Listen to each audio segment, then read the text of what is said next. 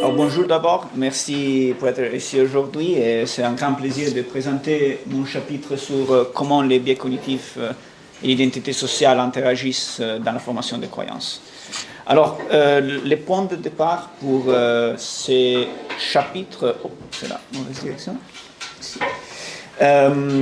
C'est, comme on a déjà vu ce matin un peu, que nous interagissons de plus en plus dans des environnements physiques et virtuels qui sont ségrégés. Et cette ségrégation a été associée à une polarisation croissante, mais aussi elle a des conséquences en termes de hostilité, de méfiance entre différents groupes politiques, économiques et sociaux. Alors, un exemple qui est discuté très souvent dans ce type d'environnement ségrégé, c'est ce qu'on appelle les chambres d'écho, echo chambers en anglais. Et alors, qu'est-ce que sont plus précisément les chambres d'écho? Ce sont des environnements dans lesquels les informations que je vois sont seulement une petite partie de ce que c'est le monde réel. Alors, ils sont systématiquement sélectionnés. Et aussi, on a peut-être moins discuté de ça aujourd'hui, dans lesquels les sources de ces informations partagent avec moi certains aspects de ma identité sociale. Alors, dans ce chapitre, j'essaie de regarder ces deux facteurs qui peuvent influencer la formation des croyances. Alors, on a d'une part la complexité de ces environnements qui va conduire, ou peut conduire les individus à être victimes de biais cognitifs. Et de l'autre côté, on a une identité sociale commune, par exemple une affiliation politique, qui peut conduire les individus à accorder plus de poids à certaines informations de leur groupe d'appartenance. Alors la question à laquelle j'essaie de répondre ici est quel est l'effet combiné de ces deux facteurs?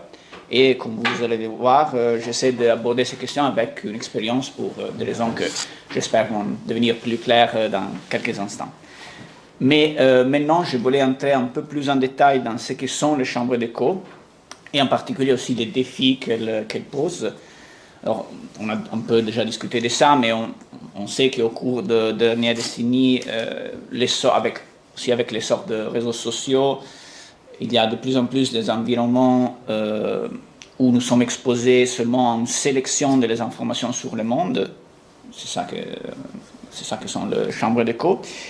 Mais aussi, hors de la chambre d'écho, ça vaut plus généralement pour ce qu'on appelle les boules de filtre, filter bubbles en anglais, parce que, en fait, on a déjà parlé de ça aussi, les algorithmes font de plus en plus partie de notre quotidien. Mais aussi hors du monde virtuel, dans le monde physique, en partie aussi les inégalités croissantes, les gens interagissent de plus en plus avec des individus qui sont assez similaires de leur et un groupe restreint de personnes. Par exemple, on peut penser à les contrastes entre les zones urbaines et rurales qu'on a dans beaucoup de pays. Alors, un premier défi de ce type d'environnement, ça va être que tenir compte seulement des informations qui sont à l'intérieur d'une chambre d'écho peut conduire à des croyances biaisées. Biaisées dans le sens qu'ils s'éloignent de la réalité. Et pourquoi? Parce que cela amène les gens à accorder plus d'importance aux informations sélectionnées qui sont dans la chambre d'écho, qu'ils voient, et peu d'importance aux informations qu'ils trouvent en dehors de la chambre d'écho. C'est ça qu'on appelle les biais cognitifs de la négligence de sélection, selection neglect en anglais.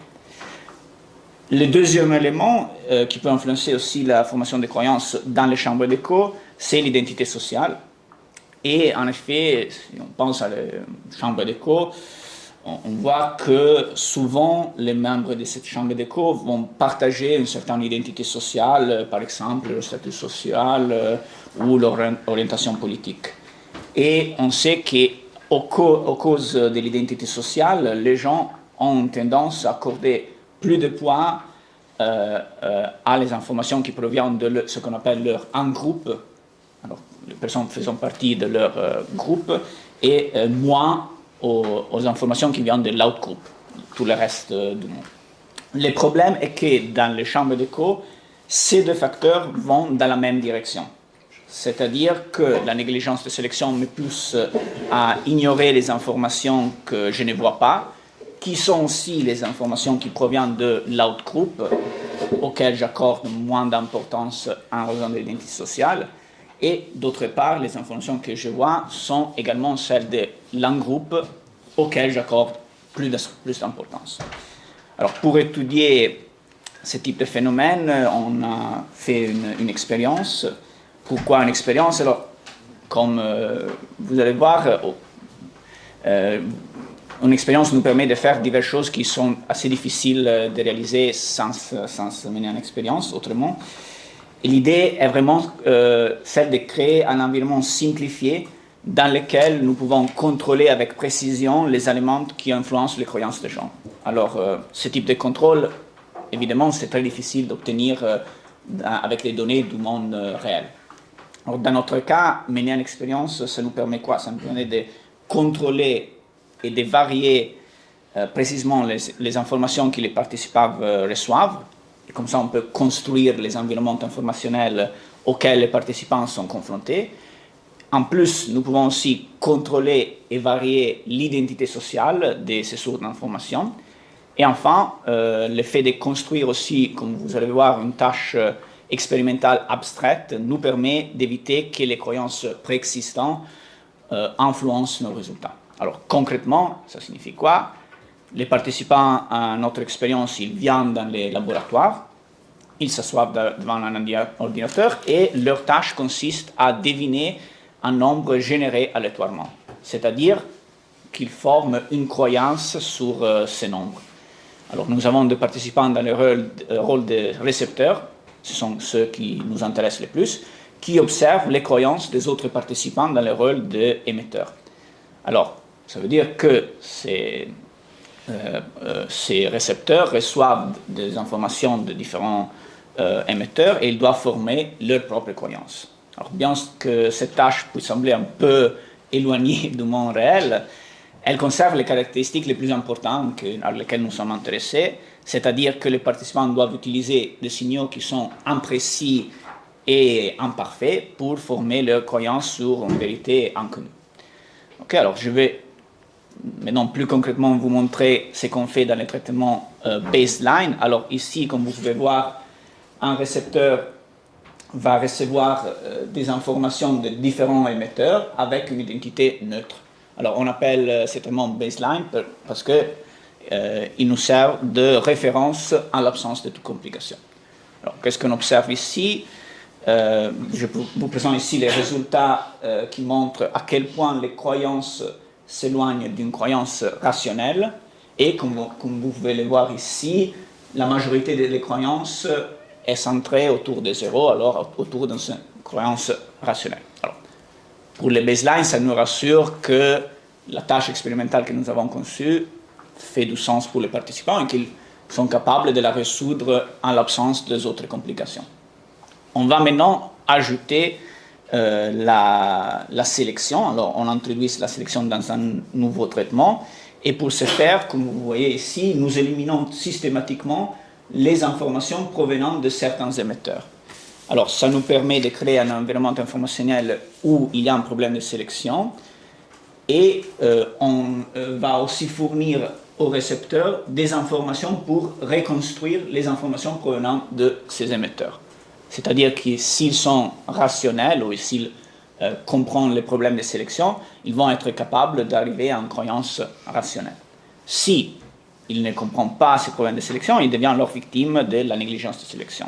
Et leurs croyances vont être biaisées. Alors, qu'est-ce qui se passe dans ces traitements ici?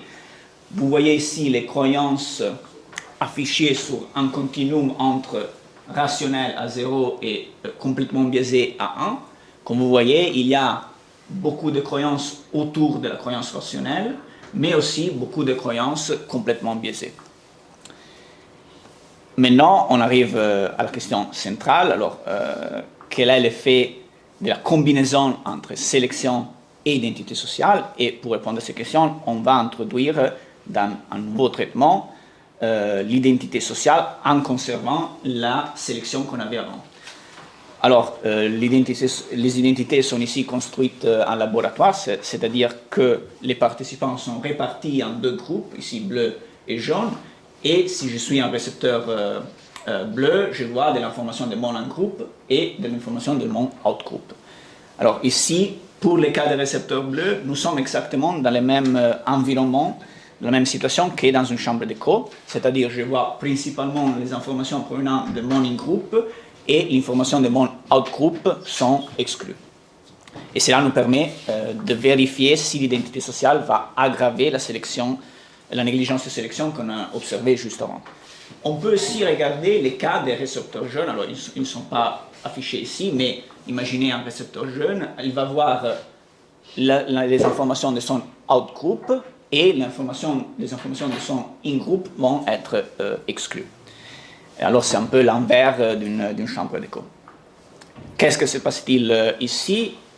Alors, encore une fois, vous pouvez voir la comparaison entre la situation qu'on a vue avant en gris et ici la situation avec l'identité sociale. On a deux cas, évidemment, les cas de récepteurs bleus et les cas de récepteurs jaunes. Pour les récepteurs bleus, on constate que leur croyance devient plus biaisée. Alors, vous voyez qu'il y a moins de croyances autour de 0, croyances rationnelles, et plus de croyances complètement biaisées autour de 1. C'est intéressant aussi de regarder les cas de récepteurs jeunes, pour lesquels le problème est exactement à l'envers, et en fait, nous constatons qu'ils deviennent plus rationnels. Pourquoi? Parce qu'ils sont capables de récupérer, ils sont motivés à récupérer les informations manquantes, parce qu'ils proviennent de leur en-groupe. Ok, j'arrive déjà à la conclusion et j'essaie de tirer un peu les implications aussi qu'on peut prendre de nos études. Alors, les messages les plus importants, c'est que la négligence de la sélection et l'identité sociale interagissent de manière significative dans les chambres d'écho. Et aussi, en particulier, que la présence de l'identité sociale aggrave les biais dans les croyances. En même temps, on a aussi vu que, sous certaines conditions, l'identité sociale peut contribuer à former des croyances plus exactes, en poussant les gens à récupérer les informations manquantes. Alors, si l'objectif est de réduire les biais dans les croyances et aussi la polarisation qui en résulte, des interventions pourront soit, d'une part, viser à réduire le rôle de l'identité sociale et en particulier à réduire la distance que les gens perçoivent entre l'un groupe et l'autre groupe. Et un autre type d'intervention pourrait viser aussi à offrir aux individus les moyens de comprendre les problèmes de sélection. Et ici, on a vu que exposer les individus à différents environnements où la sélection est soit sur l'un groupe, soit sur l'autre groupe, peut porter à des résultats comme on l'a vu avant. Les participants qui étaient exposés à la sélection sur l'un groupe, leurs croyances sont devenues moins biaisées. Et merci beaucoup.